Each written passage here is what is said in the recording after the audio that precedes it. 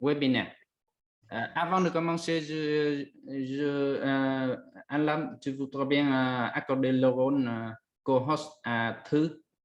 Oui, merci. C'est fait. Elle est là. Voilà, C'est merci. Bonjour. Bienvenue au webinaire d'information et questions-réponses sur l'appel à projet régional soutien aux initiatives pour la mise en œuvre et pour le développement de formations totalement ou partiellement à distance, édition 2022 de l'AEF Asie-Pacifique. Je vous remercie de votre présence nombreuse aujourd'hui. Et voici l'ordre du jour de cette rencontre. Nous allons présenter brièvement l'objet de cette rencontre. Ensuite, M. Fabien Mehes, directeur régional adjoint projet de l'AEF Asie-Pacifique, va prendre quelques mots d'introduction. Ensuite, je vais présenter les points essentiels de l'appel à projet qui a été envoyé à tous les établissements membres de l'AEF dans la région. Et par la suite, il y aura des questions-réponses sur cet appel. Et nous souhaitons clôturer cette rencontre vers 11 h. Voilà. Et nous avons l'honneur maintenant de présenter M. Fabien Mehes, directeur régional adjoint projet de l'AEF Asie-Pacifique, qui va prendre son allocution d'introduction. Merci beaucoup, Dai. Mesdames et messieurs, chers établissements membres de l'AEF en Asie-Pacifique, chers futurs établissements membres, chers collègues, c'est un grand plaisir d'ouvrir ce webinaire consacré à notre appel à projet régional visant à soutenir les initiatives pour la mise en œuvre ou le développement de formations totalement ou partiellement à distance. La mobilisation des établissements de la région, que je remercie vivement pour leur présence, illustre une nouvelle fois tout l'intérêt porté à cette initiative que nous nommerons par commodité plan EAD. Alors, comme vous le savez tous, l'enseignement à distance imposé de fait par la pandémie a mis en exergue que la formation des enseignants était tout aussi importante que la modernisation des infrastructures pour faciliter cette transition vers une approche pédagogique hybride. Et justement, au tout début de la pandémie, d'importantes inégalités entre enseignants ont été relevées en termes d'utilisation de plateformes d'enseignement à distance ou en termes de maîtrise des méthodes et outils d'enseignement. Partant de ce constat, le plan EAD mis en place par l'AUF visait à vous soutenir, établissements membres, dans votre mission d'assurer la continuité pédagogique en renforçant la qualité des dispositifs de formation hybride et à distance. Alors, ce plan EAD comportait en réalité deux phases. En 2020, tout d'abord, il s'agissait de soutenir les initiatives de formation dispensées totalement ou partiellement à distance afin de favoriser, et ce à très court terme, l'accès des étudiants à des formations de qualité. L'enquête qui a été menée suite au plan EAD 2020 a révélé un excellent taux de satisfaction concernant l'organisation, le format, les contenus de formation, la qualité des intervenants et surtout les aptitudes pédagogiques des experts invités. En 2020, ensuite, nous avons souhaité approfondir les sujets abordés en 2020, consolider les formations en pratique d'enseignement à distance, mais aussi élargir le spectre des pays bénéficiaires.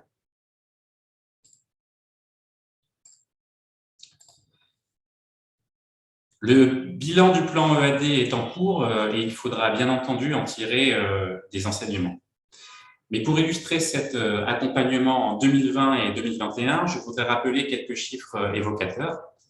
Premièrement, ce sont 175 000 € que l'AUF a consacrés au plan EAD dans la région Asie-Pacifique ces 2 dernières années.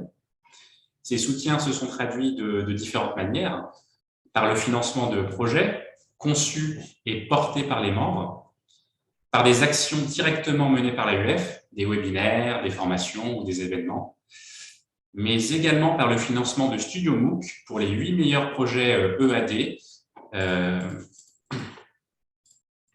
présentés en 2020, financement qui s'est accompagné d'un programme de formation spécialisé depuis le montage d'un Studio MOOC jusqu'à la production de contenu pédagogique.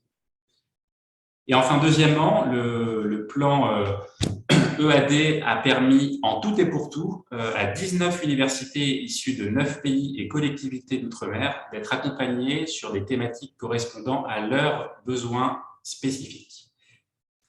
Quand on porte un regard rétrospectif sur ces 2 années, force est de constater que l'enseignement à distance s'est imposé durablement comme un facteur d'attractivité et de visibilité pour les universités de la région. Et donc, par conséquent, compte tenu du succès rencontré par le plan EAD les années précédentes, en 2020 et 2021, nous avons décidé de reconduire l'expérience dans un format optimisé.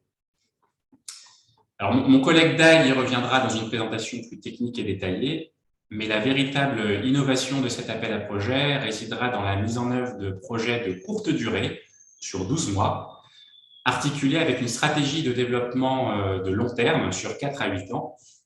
Et il s'agit également de proposer une typologie de projets qui répondent à 4 paliers de besoins que nous avons identifiés. Voilà, avant de conclure, je formule 2 souhaits pour ce webinaire. Tout d'abord, qu'il vous soit utile à vous, chères institutions d'enseignement supérieur et de recherche membres de l'AUF, pour mieux cerner les caractéristiques spécifiques de cet appel à projet. Et enfin, qu'il suscite de nombreuses questions auxquelles toute l'équipe de la direction régionale Asie-Pacifique de l'AUF se fera un immense plaisir de répondre. Voilà, je ne voudrais pas être trop long et je vous remercie par avance et je nous souhaite des échanges nourris et spontanés.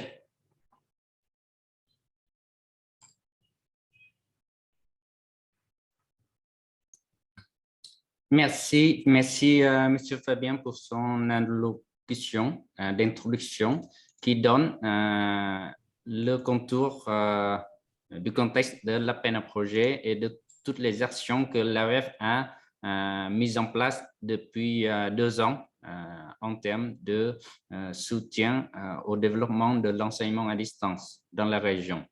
Maintenant, je vais me permettre de présenter excusez-moi. Je vais me permettre de présenter les points essentiels de l'appel à projet que nous avons envoyé aux établissements membres de la région. Voilà. Vous voyez tout mon écran? Oui, c'est parfait. Oui, merci. Donc, le contexte qui a été déjà présenté par M.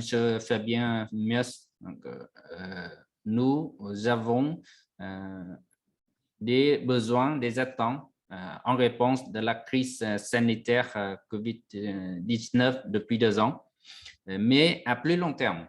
L'enseignement à distance, c'est un facteur clé pour le développement des universités, de tous les établissements d'enseignement supérieur, pour internationaliser et pour atteindre les qualités de formation voilà, plus élevées.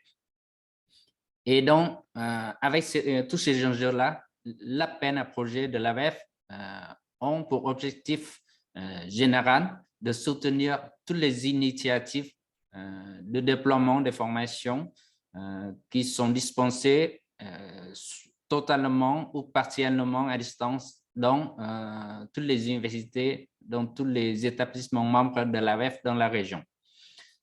Et les objectifs spécifiques, c'est que toutes les activités dans le cadre de ces projets devraient permettre à favoriser l'accès à des étudiants à des formations à distance de qualité dans le court terme. C'est que ça devrait permettre à améliorer la qualité des enseignements, surtout si s'il s'agit encore de répondre à la crise sanitaire, il faudrait un minimum de qualité dans ces enseignements. Mais plus que ça vise des améliorations de la qualité de ces enseignements à long terme par les outils numériques en ligne, ce pourrait être pris en compte dans tous ces projets-là.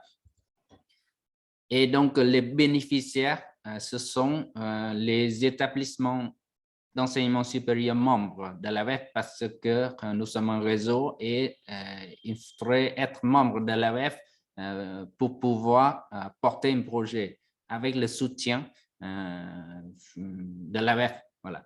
Mais nous avons aussi des bénéficiaires indirects, c'est que l'ensemble de la communauté des étudiants et des enseignants universitaires dans la région Asie-Pacifique qui peuvent bénéficier des impacts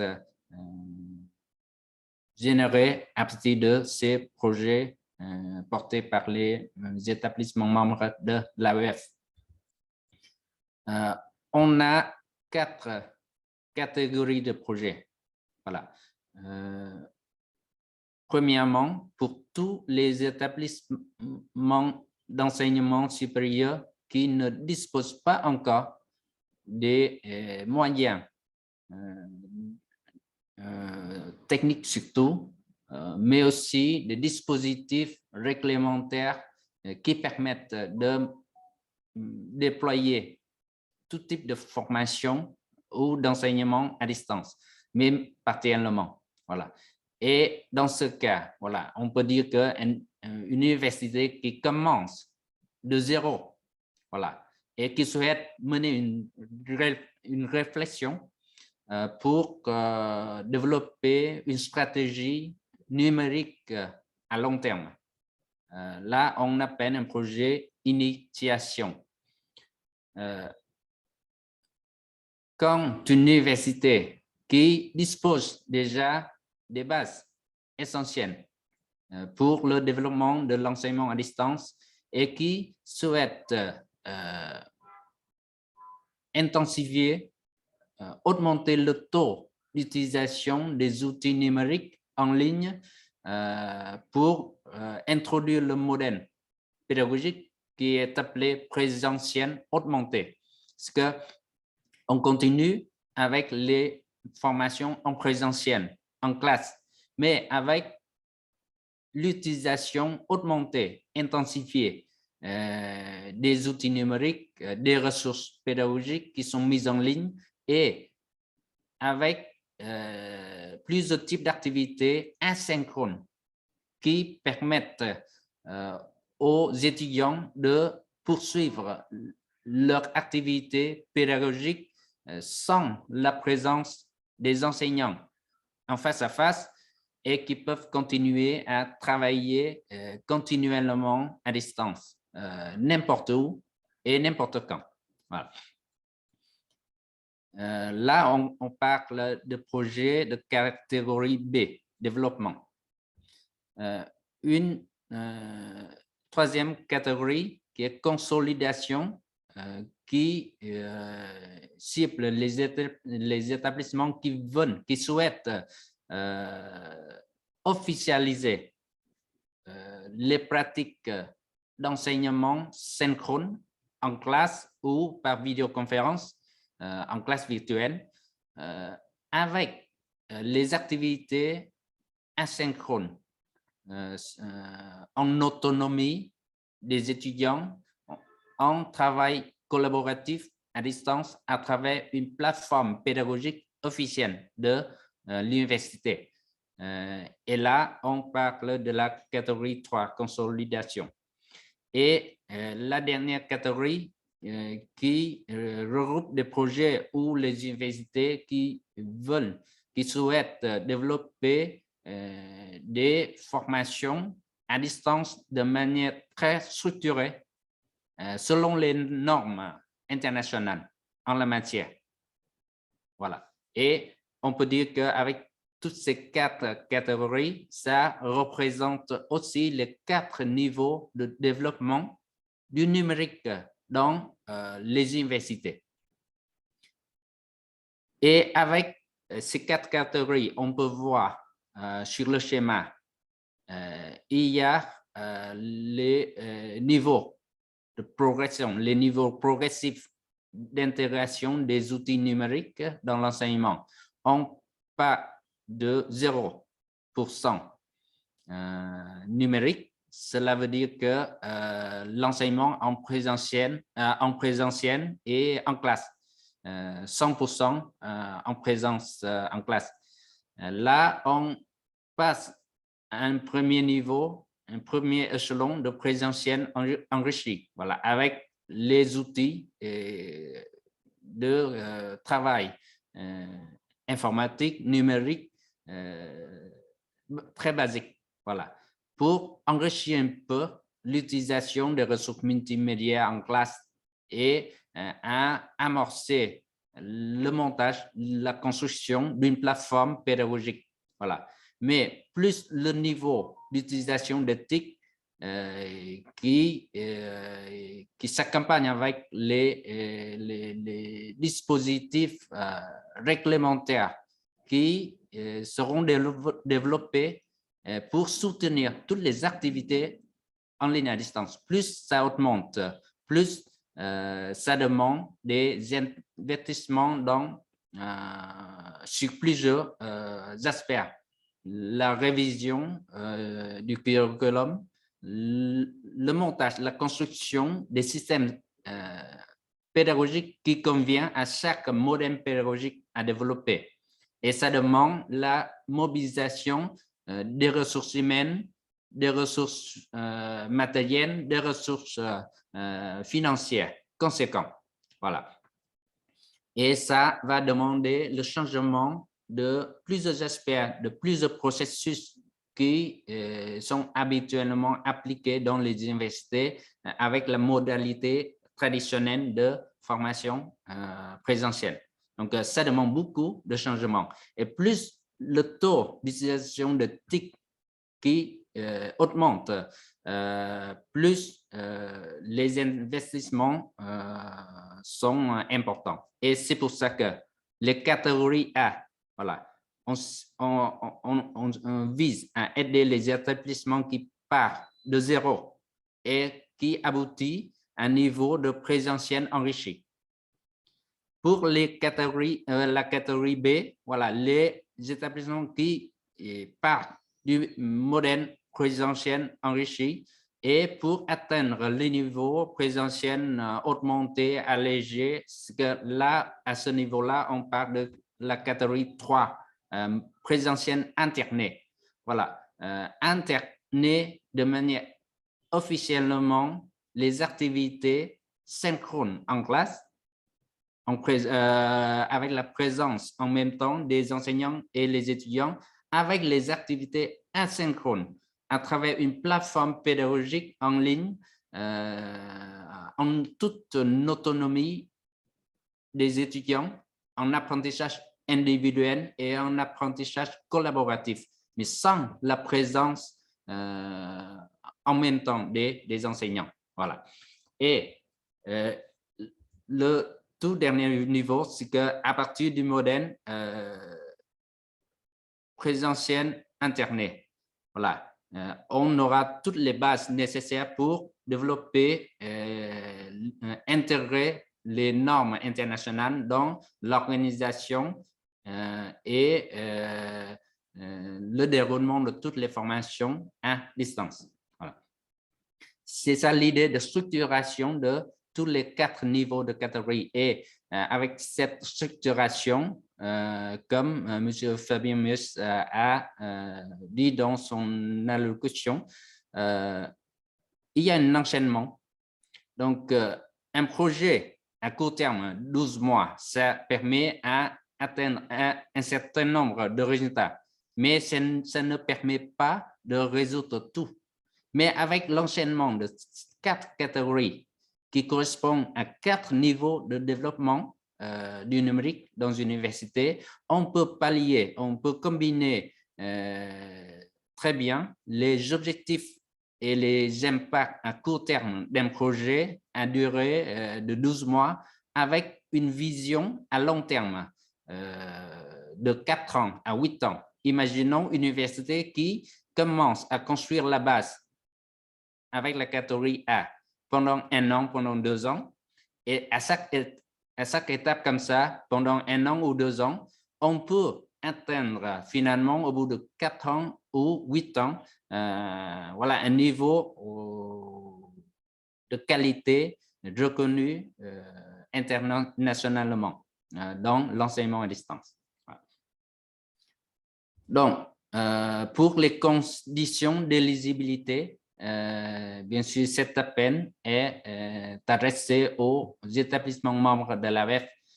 Il faudrait que ce soit un projet institutionnel qui est soutenu par la plus haute direction de chaque université, mais à condition que chaque établissement soit à jour de cotisation à l'AEF. Et bien sûr, il y aura des membres de la CONFASI, de la conférence des établissements membres, des recteurs des établissements membres de l'AEF en Asie-Pacifique. Voilà, ils peuvent aussi porter leur propre projet parce que dans la région, nous avons des universités, de grandes universités comme les universités nationales, universités régionales qui sont composées, qui comprennent plusieurs autres établissements relativement autonomes au sein de sa structure. Et donc, chaque établissement enfant de ces structures qui sont membres de la CONFASI peuvent aussi postuler et ils sont encouragés. La durée d'un projet, c'est au maximum 12 mois et à partir du 1er juin 2022, nous avons une obligation d'annualisation du budget à l'AEF, donc c'est une obligation, mais nous avons structuré les projets de sorte que la durée de 12 mois d'un projet n'empêche pas à avoir une vision de développement progressif à long terme qui correspond à une stratégie, une véritable stratégie de développement numérique de toutes les universités. Le budget demandé à l'AEF, on va soutenir au maximum 70% du budget total d'un projet. Cela veut dire que ça va demander un cofinancement au minimum 30% de la part des universités qui portent les projets. Mais le montant maximum de l'AEF que l'AEF peut apporter à chaque catégorie de projet sera progressivement élevé en fonction du niveau d'exigence. Cela veut dire qu'en fonction du niveau de la qualité à l'issue de chaque projet. Donc, un projet catégorie A, 5 000 €, B, 10 000 €, C, 15 000 € et D, 20 000 €. Dans l'édition, la première édition en 2020, il y a un certain nombre des universités qui ont déjà des projets. Ils peuvent postuler. C'est les établissements qui ont déjà des projets précédents peuvent postuler à cet appel sous réserve que les projets précédents soient finalisés et clôturés. Aussi bien que dans le présent projet, il faut cibler des livrables d'une catégorie supérieure. Cela veut dire que, par exemple, un établissement qui avait le projet catégorie développement dans la précédente édition, maintenant, il ne peut plus postuler avec le même un projet de même catégorie, mais il faudrait passer à la catégorie C. Et c'est comme ça.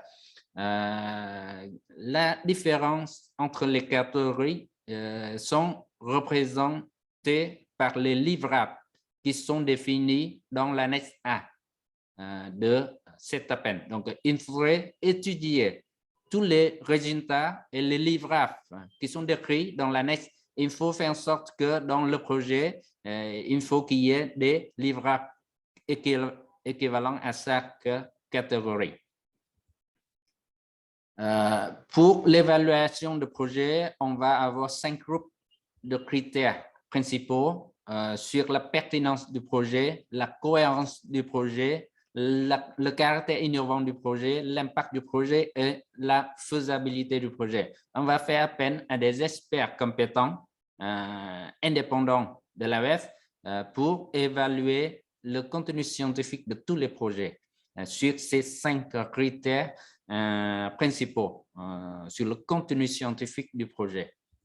Et on va avoir en plus les critères bonus, donc les projets qui répondent à ces critères pourront avoir des notes en plus avant la prise de décision finale de sélection de projet. On compte sur les projets qui ont un taux de cofinancement élevé, bien sûr. Si les investisseurs investissent beaucoup, ils auront plus de chances. Voilà.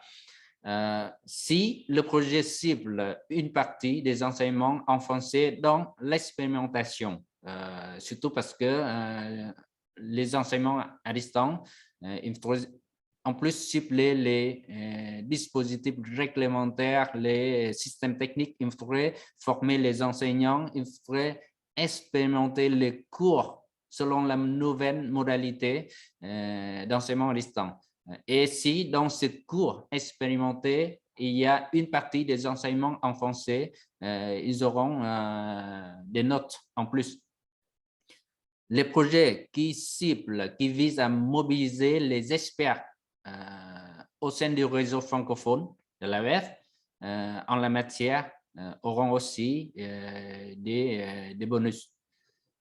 Des projets multipartenaires, non seulement académiques entre plusieurs universités, mais si ça implique les entreprises, les structures socio-économiques, la société civile, les ONG, etc., ils seront encouragés. Et finalement, un côté, si les projets qui sont portés par les enseignantes, les femmes, voilà, les coordinatrices de projets, ils auront des bonus avant la décision finale de sélection des projets. Donc, en termes d'échéance, la date limite de dépôt des formulaires de candidature s'est fixée au 25 avril pour nous permettre d'avoir environ un mois pour l'évaluation des projets, la sélection des projets et la signature des conventions de partenariat de subvention et pour permettre au démarrage des projets à partir du 1er juin. Nous aurons ainsi 6 mois de mise en place, donc une première étape du projet pendant 6 mois pour aboutir à des résultats intermédiaires avec un rapport intermédiaire un peu léger vers la fin de l'année pour justifier le versement de la deuxième subvention au plus tard le mois de décembre. Comme ça, nous allons consommer tout le budget de l'année en 2022, mais avec les résultats réels du projet obtenus vers le mois de mai. Et comme ça, nous allons clôturer les projets de cette édition vers le 31 mai. Et ce cycle pourra se répéter dans les années suivantes si tout va bien et si ce plan EAD de l'AEF continue à recevoir le soutien de la direction de l'AEF, du rectorat de l'AEF et des établissements membres dans la région. Voilà. Merci de votre attention et nous allons passer aux questions-réponses.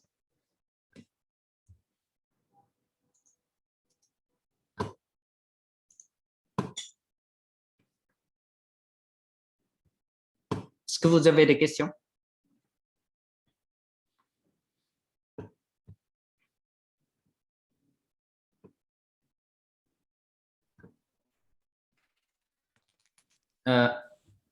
J'ai vu un main levée de l'Université des Affaires internes. C'est un établissement, ce n'est pas encore un établissement membre de l'AEF, mais vous êtes bienvenue. Je vous laisse la parole.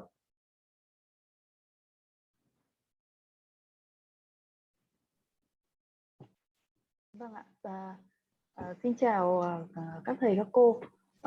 Tôi xin phép được tự giới thiệu, tên tôi là Nguyễn Thị Ngọc Hiên, đến từ phòng hợp tác quốc tế của trường Đại học Nội vụ Hà Nội. Lời thứ nhất thì cũng xin phép được trao đổi là trường Đại học Nội vụ Hà Nội là thành viên của AOF từ năm 2014 ạ. Désolé, désolé. Vâng, cảm ơn thầy. Nội dung thứ hai là lúc nãy sau khi mà nghe cái bài giới thiệu của thầy ấy, thì ở góc độ của nhà trường thì chúng tôi cũng rất là mong muốn có cơ hội được tham gia để nộp và được phê duyệt dự án.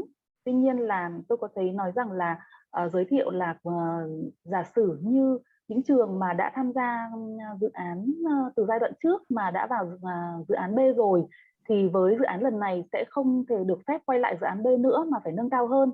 Vậy thì như cho trường hợp trường của chúng tôi thì chưa tham gia dự án thì có thể tham gia được vào ngay nhóm B hoặc nhóm C hay không, hay buộc phải bắt đầu từ nhóm A? Vâng ạ, xin cảm ơn thầy ạ. Oui, merci. La question posée par Université du Nord du Vietnam, je me suis trompé et je me permets de rectifier. Cette université est déjà membre de l'AEF. La question se pose que si on commence tout neuf un nouveau projet à l'AEF, est-ce qu'on peut entrer directement dans les catégories supérieures comme B ou C, ou il faudrait passer par la catégorie A? La réponse, c'est que vous pouvez commencer à n'importe quel niveau qui correspond à votre état actuel de l'enseignement à distance. Si vous n'avez pas eu de projet dans l'édition précédente, mais vous souhaitez postuler pour un projet catégorie B ou C, voire D, ce serait la bienvenue, parce que l'évaluation des projets seront basées sur ce que vous allez décrire dans votre projet, le contexte de votre établissement en termes d'enseignement à distance. Tout l'environnement de votre établissement et pour justifier les activités que vous allez organiser dans le cadre du projet. Donc, si ça correspond à tous les critères scientifiques d'un projet de telle ou telle catégorie, vous aurez la chance d'avoir le projet. Donc, vous pouvez regarder dans l'annexe 1 avec tous les détails des livrables de chaque catégorie. Et voilà, cela peut, voilà, vous pouvez postuler pour n'importe quelle catégorie.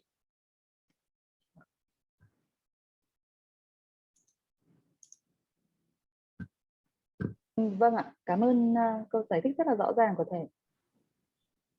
Merci.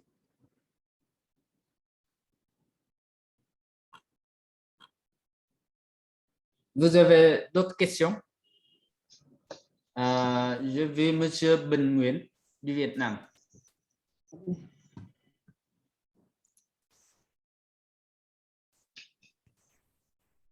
Dạ, chào các thầy cô, chào mọi người ạ. Thì em giới thiệu là em là Bình, đến từ trường Đại học Bách khoa Đà Nẵng, phòng hợp tác quốc tế của trường Đại học Bách khoa Đà Nẵng. Thì liên quan đến cái dự án này thì trường Bách khoa đã tham gia từ giai đoạn đầu, tức là đã từ năm ngoái. Thì năm nay trường Đại học Bách khoa muốn phát triển cái hệ thống này. Thì cho em hỏi là trong cái yêu cầu của dự án thì nó có yêu cầu là các soạn thảo một cái môn học online thì bắt buộc phải có một cái môn mà có sử dụng tiếng Pháp. Thì điều này có bắt buộc hay không, và nếu như chúng ta thay bằng cái môn tiếng Pháp bằng những cái môn tiếng Việt thì thì em nghĩ nó có khả thi là sinh viên của toàn trường có thể được sử dụng, chứ không nhất thiết thì những sinh viên học tiếng Pháp. Thì xin thêm cái ý kiến tư vấn của AOF. Em xin cảm ơn. Merci, Monsieur Ben. La question, Monsieur Ben vient de l'Institut Polytechnique de l'Université de Da Nang.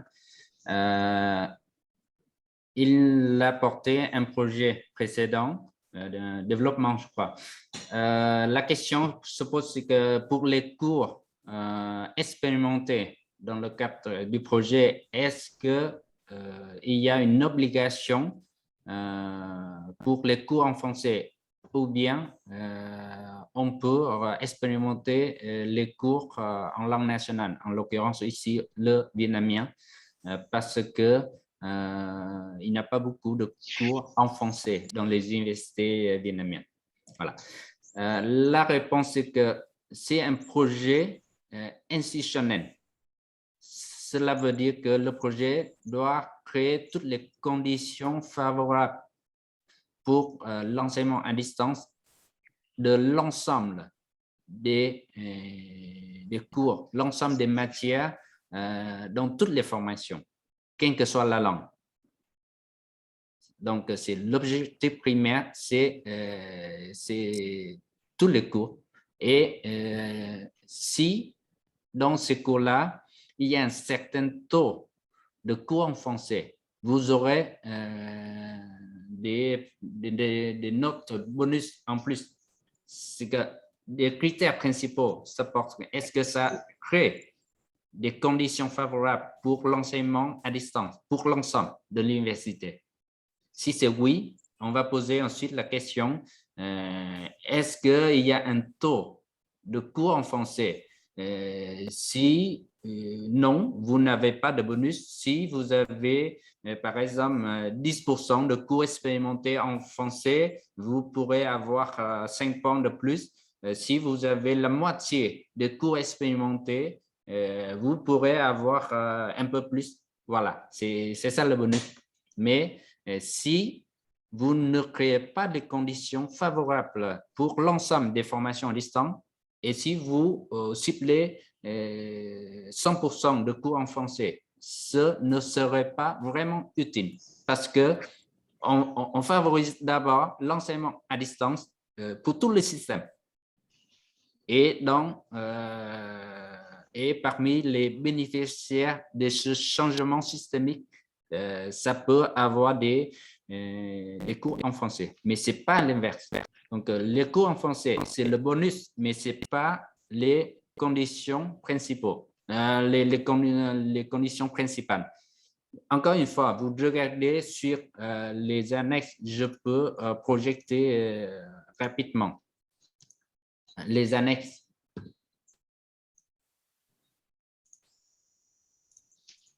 Voilà, vous regardez dans l'annexe A, le cycle de vie et les produits livrables d'un projet e-learning. Et on a des activités types de chaque lot d'activités, c'est chaque étape d'un projet e-learning. Il y a des activités types, il y a des livrables qui correspondent à chaque catégorie de projet. Voilà. Et il y a des cases obligatoires. Voilà, obligatoire.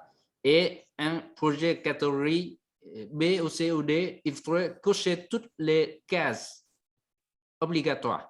Vous voyez? Et vous pouvez voir dans la description de tous ces produits livrables d'un projet, il n'y a pas d'obligation de 100% de cours en français. On a seulement une partie de conception de contenu, mais pas voilà. La conception de contenu, dans le livrable, on ne parle rien de la langue. Vous voyez? Mais seulement dans l'annexe B, les dépenses types, si vous avez les productions de contenu pédagogique en français, voilà, le contenu qui s'applique, voilà, pour les cours en français. Et si vous ciblez les cours en français dans les frais de production de contenu pédagogique, vous pouvez avoir une partie du budget de l'EF qui pourra aider à payer la production externalisée de ces cours-là. Mais si vous produisez les Cho em hỏi là như cours vậy. Alo. en vietnamien ou en autre langue, ce sera le coût de cofinancement. Voilà. Mais ça porte uniquement une partie. Mais plusieurs autres parties, vous pouvez faire sans le cours de français. Bonjour. Oui. Dạ, em cảm J'ai ơn une ạ. question. Oui, Madame Pagan. D'accord. Bonjour. Je suis enseignante de l'école normale supérieure de Paxé. J'ai eu une question concernant du budget. Il y a 4 étapes, il y a 4 niveaux que vous avez présentés tout à l'heure. Alors, moi, ça m'intéresse de savoir si nous, à l'école normale, on a des cours de français, c'est de niveau licence. Ça dure 4 ans. Et en ce moment, on a seulement en classe 3e année, on n'a pas de première ni deuxième, on n'a que 3e et 4e. Et pour l'année prochaine, les 4e vont terminer et l'année prochaine, il nous reste seulement des 4e années pour l'année prochaine, je veux dire. Et je voudrais savoir si on peut demander quelle catégorie de les 4 niveaux. C'est catégorie A, B, C ou D pour faire des cours à distance. Vous comprenez la question? Non, pas tout à fait. Nous, on n'a jamais demandé de budget de l'AOF. Oui. Oui. Et cette année, on voudrait demander le budget pour faire des cours à distance pour l'année prochaine. Oui. L'année prochaine, les étudiants sont en 4e année. Oui. Et je ne sais pas, c'est le niveau le niveau de pédagogie là. Oui, j'ai compris. Mais le niveau d'enseignement à distance d'université ou d'un établissement d'enseignement supérieur ne concerne pas l'année d'études, ne concerne pas tout à fait l'année d'études, mais parce que ça correspond, voilà, ça demande une révision du curriculum. Comment changer, comment transformer des enseignements habituellement en classe vers un système à distance, en ligne, en synchrone ou asynchrone, ou les deux. Voilà. Et avec beaucoup de contraintes du temps, de l'espace, des matériels, des conditions économiques, de la psychologie des étudiants, etc., etc. Comment faire pour bien réguler tous les processus d'enseignement à distance? Là, les étudiants en 4e année ou en 3e, en 2e, en 1re année, c'est pareil. D'accord. Vous voyez? Donc, si vous n'avez rien comme base d'enseignement à distance, quelle que soit l'année d'études des étudiants, je vous conseille de commencer tout neuf par un projet initiation parce que vous partez de zéro en termes d'enseignement à distance. Donc, vous partez de zéro, vous ciblez le projet initiation, vous invitez un expert francophone qui sont compétents pour le développement d'une stratégie numérique de l'université ou d'un établissement d'enseignement supérieur. Lui, il va vous aider à travailler avec la direction, avec toutes les composantes de votre école pour aider à construire une stratégie et de vous guider comment développer cela étape par étape. Vous commencez tout simplement par un projet A. Voilà. Voilà. D'accord, c'est bien clair. Merci. Ça veut dire qu'on peut commencer directement dans les catégories initiation, c'est ça? Oui. D'accord, c'est bien compris. Merci beaucoup pour votre réponse. Merci.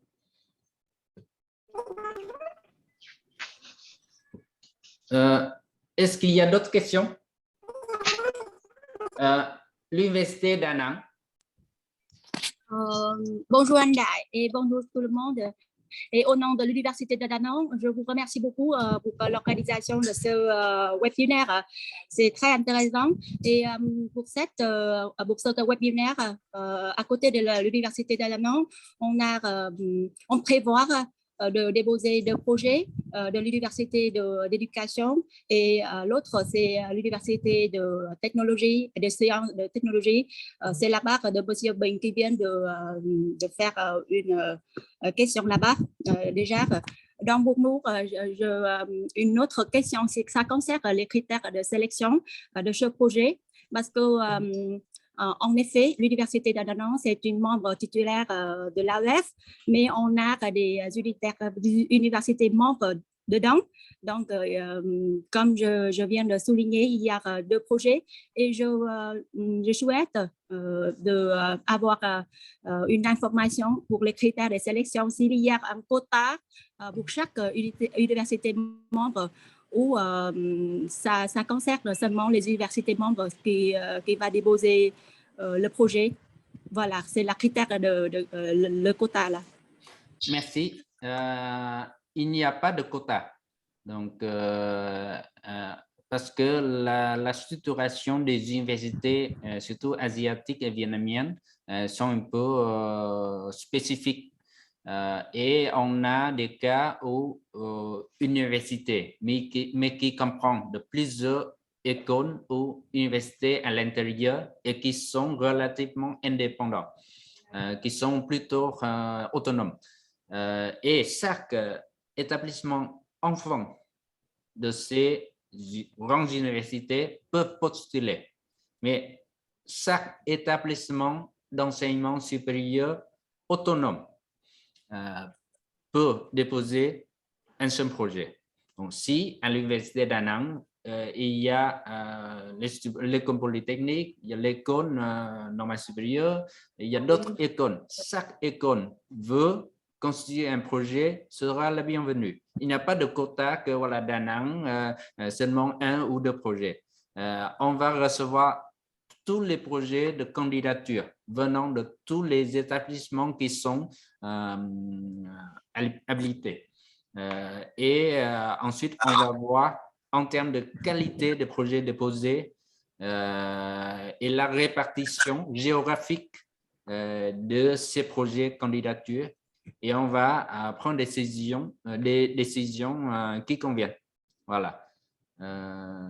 Donc, au sein de l'Université de Da Nang, il y a certains établissements enfants qui ont leur propre statut, par exemple, Confasi. Ils sont membres de la Confasi.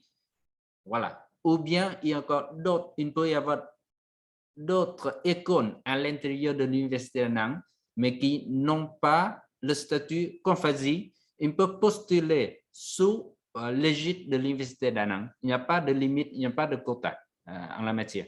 Mais on va évaluer seulement à la fin de la clôture, après la clôture de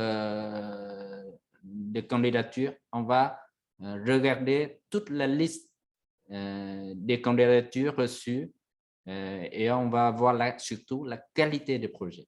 Voilà. Une autre question, est-ce que vous pouvez dévoiler qu'il y a combien il y a le nombre de projets soutenus par l'AUF l'année dernière, c'est-à-dire qu'il y a combien de projets sélectionnés par l'année dernière? En 2020, nous avons un délai très court. Nous avions des délais très courts, 3 semaines de réception de candidature, 1 semaine d'évaluation. Et nous avons reçu 30 dossiers de candidature d'une vingtaine d'établissements membres dans la région de 9 pays. Donc, avec beaucoup de candidatures comme ça, la direction de l'AEF avait décidé de soutenir un plus grand nombre de projets qui répondent à un minimum de qualité scientifique. Donc, on a finalement 19 projets soutenus. Mais avec le taux de soutien moins élevé que demandé par les porteurs de projets. On a abaissé un peu le montant alloué à chaque projet pour augmenter le nombre de projets soutenus. Donc, c'était 19 projets de 9 pays, avec un montant total de plus de 103 000 euros. Voilà, c'était en 2020. Mais cette édition, nous avons prévu une enveloppe plus élevée, donc au moins 150 000 euros, ou un peu plus si besoin est. Mais on n'a pas encore décidé si on va garder l'enveloppe maximum 5 000, 10 000, 15 000, 20 000 pour chaque projet, ou on peut faire des reliquats, des ajustements du montant alloué à chaque projet parce qu'il faudrait attendre le nombre de candidatures finalement reçues. Nous avons prévu dans le budget cette année 3 projets catégorie A, 3B, 3C, 3D. Mais c'est très symbolique. Il n'y a pas de quota pour chaque catégorie, mais nous, encore une fois, nous attendons le résultat final de toutes les candidatures pour prendre la décision. Merci anh Đại, c'est très utile. Merci. Cher Dai, il y a 3 questions dans le chat. Oui.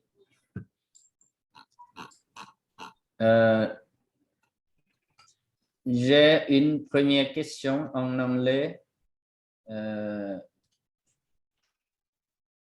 monsieur ou madame Nopka Nyarit.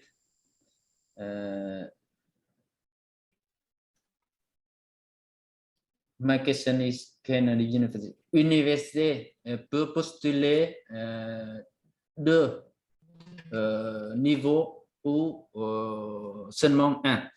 En fait, vous devrez cibler un seul niveau qui cible les livrables les plus élevés.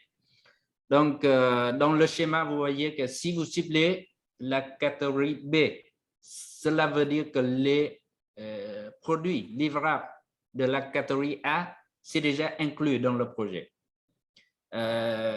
Similairement, la catégorie C, les livrables sont déjà inclus dans les livrables du projet catégorie B sont déjà inclus dans la catégorie C.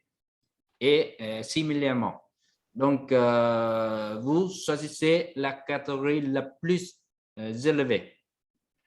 Et cela justifie encore une fois le montant alloué à chaque catégorie, c'est progressivement plus élevé parce que ça demande plus d'investissement sur plusieurs aspects.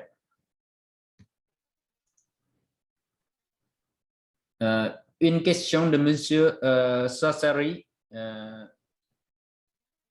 Merci l'AVF pour cette initiative. Je n'ai pas encore lu les détails. Juste une question pour le dossier de candidature qui pourrait être le chef de projet, l'enseignant, le directeur du département ou le recteur. C'est déjà écrit dans les termes de référence. Le projet doit être porté par un enseignant, une enseignante ou en général un personnel titulaire clairement identifié d'un établissement membre de l'AVF. La question qui se pose, c'est plutôt en interne. Un porteur projet e-learning qui doit mobiliser les acteurs qui viennent de plusieurs structures. Parce que quand vous parlez des cadres réglementaires, quand vous parlez des ressources humaines, quand vous parlez des ressources financières, quand vous parlez des systèmes techniques, quand vous parlez des formations de formateurs, etc., etc., ça consiste à mobiliser beaucoup de personnes, beaucoup d'acteurs qui viennent de plusieurs structures au sein de votre établissement. Donc, il est préférable que la personne qui porte le projet, qui coordonne le projet, ait été habilité et est capable de mobiliser toutes les équipes internes pour faire avancer le projet. Voilà, c'est une question d'organisation interne, mais la personne là, c'est plutôt une personne qui représente la coordination globale du projet et qui s'occupe des échanges directs avec l'AEF pour le déroulement du projet. Mais cette personne-là doit être soutenue derrière en interne et doit avoir toute une équipe qui vient de plusieurs structures différentes pour assurer le bon déroulement du projet si il aura été retenu. Une question, monsieur? Oui, on l'a dit. Le dossier là, c'est possible d'écrire en version anglais ou laotien? Merci, on l'a dit. C'est la même question de Sen Anit dans le chat. Sur la langue du formulaire, on n'a qu'un seul formulaire à déposer en français. On n'a pas traduit le formulaire en anglais, par exemple. Vous pouvez, parce que le formulaire, c'est sous format Word, vous pouvez faire traduire la version française en notre langue pour faciliter le travail interne de votre établissement. Vous pouvez surtout solliciter les équipes l'AEF local. Par exemple, au Laos, on a le bureau AEF Laos. Au Cambodge, on a le bureau AEF Cambodge. Au Vietnam, on a les deux bureaux AEF à Hanoi et à Ho Chi Minh. Là, ils peuvent vous aider dans peut-être la traduction ou la transformation de tous ces documents en langue nationale pour faciliter le travail interne de votre établissement dans la construction du projet. Mais le formulaire qui doit être déposé à l'AEF devrait être en français. Donc, je vous conseille d'avoir au moins une personne francophone dans l'équipe projet de votre établissement qui s'occupe des échanges avec l'AEF et qui s'occupe aussi de la question de transformation de ces documents entre les deux langues. Voilà. D'accord, merci beaucoup. Bonjour. J'ai une question à vous poser parce que c'est comme notre établissement, nous n'avons pas encore aussi demandé le projet. Là, est-ce que vous avez le modèle fixe ou bien quel est le modèle de rédaction d'un projet? Le formulaire, c'est obligatoire. Vous devrez utiliser le formulaire, mais c'est très flexible. On a indiqué les rubriques principales et vous pouvez personnaliser. N'hésitez pas à contacter l'équipe AEF le plus proche de chez vous pour avoir tous les renseignements. Voilà.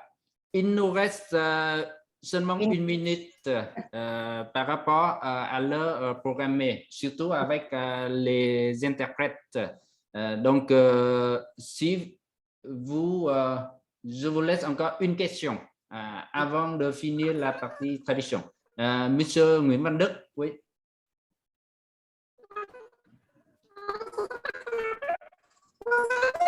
Vâng ạ. Xin chào quý thầy cô và quý anh chị. Tôi là Nguyễn Văn Đức, trưởng phòng đào tạo công tác sinh viên của trường Đại học Nông Lâm, Đại học Huế. Các anh chị nghe có rõ không ạ? Yeah, oui. Yeah.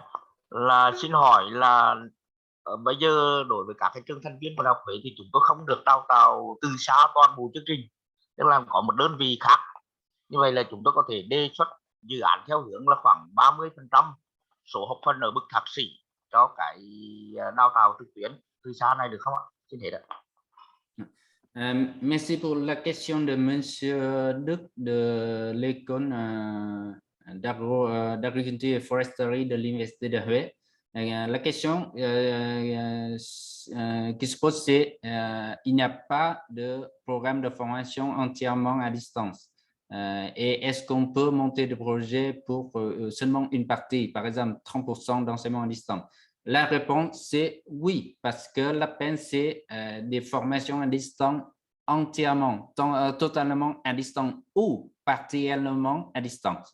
Donc, le modèle qu'on vous a montré, c'est le modèle formation hybride blended learning à plusieurs niveaux. Vous pouvez cibler 10%, 20%, 30%, 50% ou 100% à distance. C'est à votre choix. On va juger sur la qualité du projet déposé. Il nous reste plus de temps pour la traduction, surtout la traduction en anglais. Donc, nous remercions l'interprète. Si vous n'êtes plus disponible, je vous prie de bien vouloir les collègues qui utilisent le canal anglais peuvent basculer vers d'autres langues. Les autres collègues qui restent avec nous en français, sans traduction, on pourrait continuer. Voilà. Monsieur ou Madame Ngon Sim. Oui, bonjour. Je n'ai pas de questions, mais j'ai une remarque dans le chat. Et c'est sûr que chaque établissement membre a des difficultés de montrer un projet avec des partenaires aux universités membres. À mon avis, ce serait bien l'AUF arrange des universités intéressantes à projet en expliquant des domaines et avec des coordonnées. Ce sera bien pour des membres qui souhaitent de mon projet pour établir une coopération entre universités en Asie-Pacifique. C'est facile et ce sera une continuation. Ce n'est pas seulement pour ce projet, mais avec d'autres coopérations. Oui, merci pour votre remarque. C'est le caractère multipartenaire, c'est un bonus, ce n'est pas un critère principal. Donc, si vous avez plus de partenaires, vous aurez des points en plus, mais ce n'est pas des critères principaux. En cas de doute, si vous n'avez pas de partenaire et vous voulez chercher des partenaires potentiels, n'hésitez pas à contacter directement l'équipe AUF le plus proche de chez vous pour formuler votre besoin et on va vous aider en la matière. Merci. Nous avons Madame Latdani qui pose une question sur le programme licence de français appliqué au tourisme. Serait-il possible de continuer ce projet pour développer les cours à distance? Avec un projet précédent, l'important, c'est d'avoir clôturé. On a parlé de projet EAD, mais si vous avez d'autres projets en cours avec l'AUF, et si vous n'avez pas encore finalisé ce projet et vous postulez pour un nouveau projet, ce serait fortement déconseillé parce que ça va créer plus de charges et voilà. Mieux vaut vous concentrer, finaliser un projet avant de commencer un autre projet. Rien n'empêche si vous avez d'autres personnes dans l'équipe pour assister une autre personne qui porte le projet et qui constitue un bon dossier, on verra. Mais il n'y a pas de distinction, il n'y a pas d'empêchement que le projet-là soit intégré dans votre nouveau projet. Mais il faut cibler. Ce qu'on va évaluer, c'est que le résultat de votre projet, est-ce que ça correspond au livrable que l'on a défini dans l'annexe A ou pas? Voilà. Vous, avec la formation francophone, vous aurez des avantages sur le contenu des cours, mais ce n'est pas l'unique, ce n'est pas le seul critère. Il y a plusieurs autres critères qui devraient être pris en compte dans le projet. Encore, regardez les livrables obligatoires de chaque catégorie de projet dans l'annexe 1.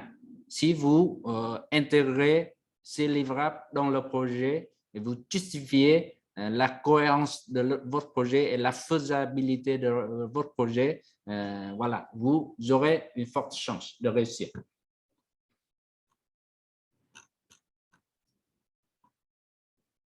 Je vois une autre question de Tom Sophia. Je ne suis pas encore membre de l'AEF, projet e-learning.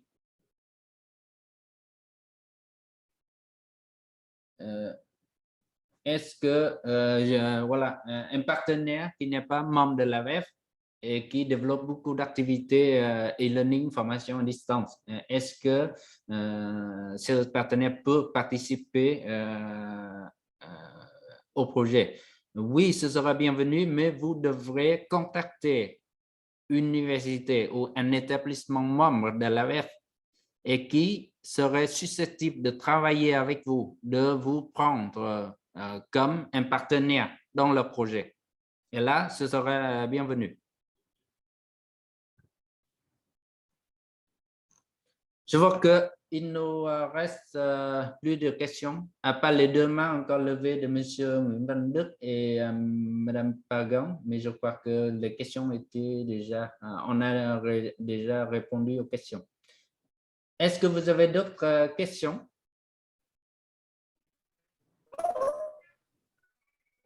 Oui?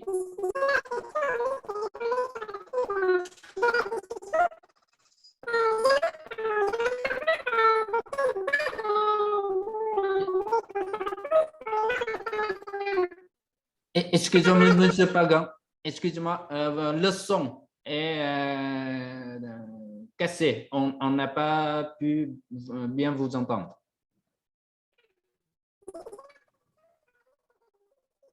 Non, je ne vous entends pas.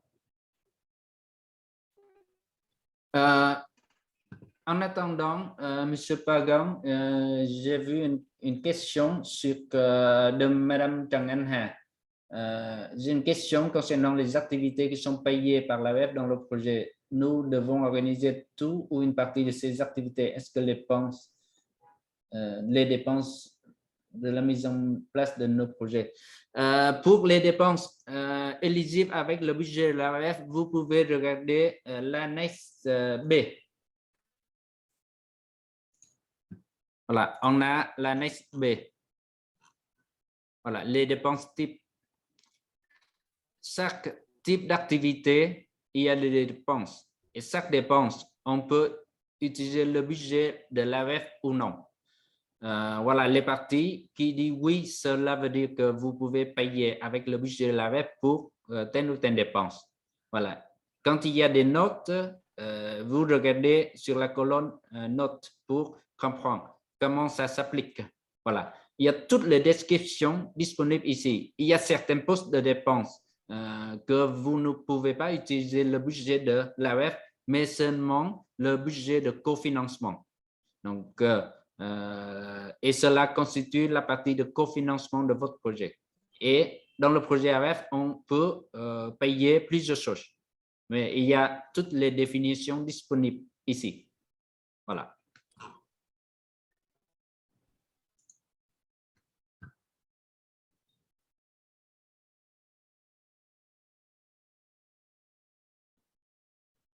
Monsieur Pagan parle des normes internationales citées, texte de référence, etc. Donc, les normes internationales, on peut parler des normes SCORM, on peut parler des MOOC, c'est à vous de choisir. Si vous justifiez une norme internationale qui est reconnue, vous le citez dans le document, dans le projet. On va regarder, on va voir. Il n'y a pas une unique norme, mais il peut y avoir plusieurs. À vous de choisir, mais ce devrait être quelque chose qui soit reconnu largement par la communauté universitaire académique dans le monde. Et s'il y a un vrai impact international, voilà, vous pourrez avoir la chance d'avoir le projet.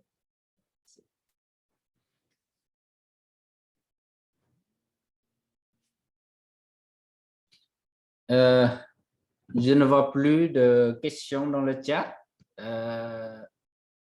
ni de nouvelles demandes de questions.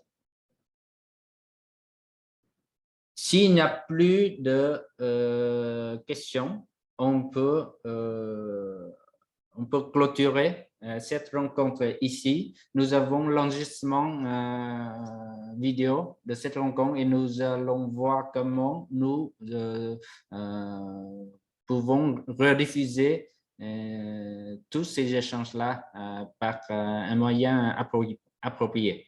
Maintenant, nous... je ne sais pas si M. Fabien mais avoir quelques mots pour clôturer la rencontre. Oui, très, très volontiers, Dai. Merci. Merci en tout cas, Dai, pour cette présentation extrêmement claire avec cette typologie de 4 projets et leur caractère progressif. On pense très sincèrement que toutes les universités pourront se retrouver dans ce schéma. Merci à tous les établissements membres et non membres pour ces questions très précises qui ont permis d'affiner votre compréhension de cet appel. Et on souhaite que les candidatures soient nombreuses et toute l'équipe de l'AUF en Asie-Pacifique est à votre écoute et à votre disposition pour vous accompagner dans le montage de votre projet. Merci infiniment de votre écoute. Merci beaucoup de votre présence nombreuse jusqu'à là maintenant et nous clôturons cette rencontre ici. Et n'hésitez pas à contacter les équipes de l'AUF le plus proche de chez vous pour avoir tous les renseignements, y compris les questions de langue, etc. Voilà. Merci beaucoup. Au revoir. Au revoir, à très bientôt.